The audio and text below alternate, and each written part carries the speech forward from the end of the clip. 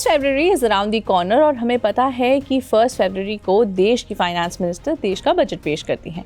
पर क्या आपने कभी सोचा है कि देश का बजट सबसे पहले कब प्रेजेंट हुआ था और 1 फरवरी को ही क्यों बजट पेश करने के लिए चुना गया है?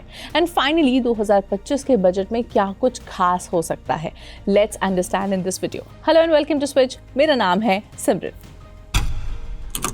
भारत का सबसे पहला बजट 18 फरवरी 1860 को पेश किया गया था। तब भारत ब्रिटिश रूल के अंदर था और तब के फाइनेंस मिनिस्टर जेम्स विल्सन ने पहली बार इंडियन बजट को ईस्ट इंडिया कंपनी के अंदर प्रेजेंट किया था। ये बजट प्राइमरीली टैक्सेशन सिस्टम को रिफॉर्म करने के लिए था ताकि ब्रिटिशर्स ज्यादा रेवेन्यू जनरेट कर सके। रेलवे प्रोजेक्ट्स और एडमिनिस्ट्रेटिव कॉस्ट के लिए नए इंपोर्ट ड्यूटीज और इनकम टैक्स लगाए गए थे। इसके बाद भारत के स्वतंत्र होने के बाद पहला इंडिपेंडेंट बजट 26 नवंबर 1947 को प्रेजेंट किया गया था।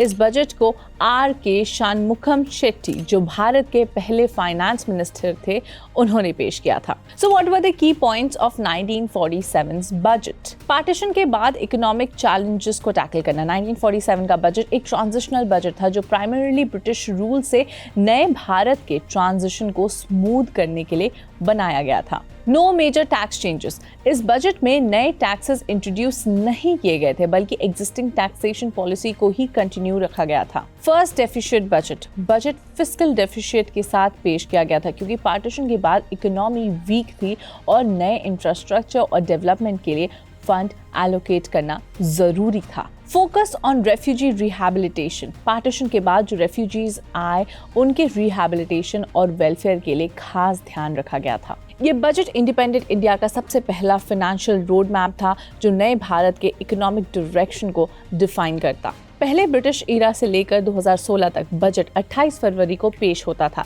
लेकिन 2017 में अरुण जेटली, जो तब भारत के फाइनेंस मिनिस्टर थे, उन्होंने बजट डेट को 1 फरवरी शिफ्ट कर दिया। अब इसके पीछे कुछ खास वजहें थी, जैसे कि ज्यादा time for implementation.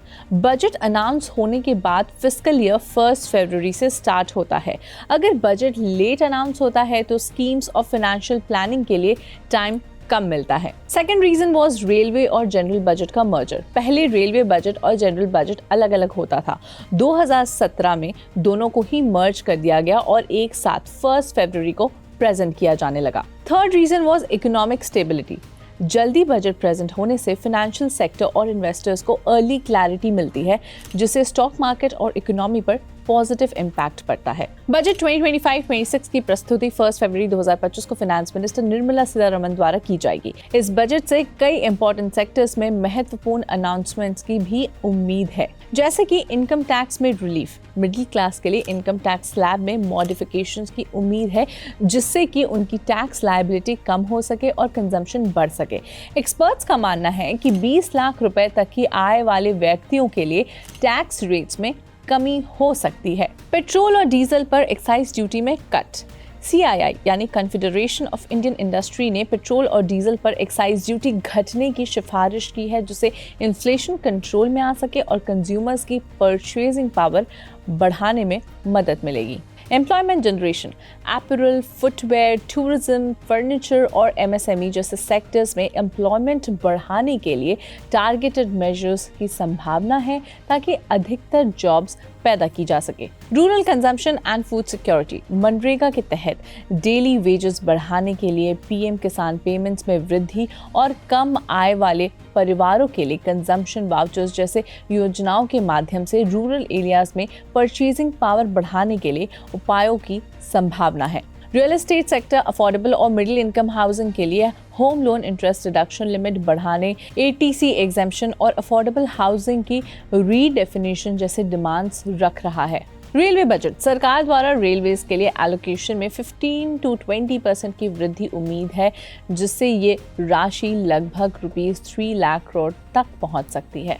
In expectations के साथ बजट 2025-26 से इकोनॉमिक ग्रोथ को बढ़ावा देने और विभिन्न सेक्टर्स की रिक्वायरमेंट्स को पूरा करने की उम्मीद तो है। खैर, आपकी क्या उम्मीद है इस आने वाले बजट से? हमें कमेंट्स में ज़रूर बताएं और देखते रहें स्विच।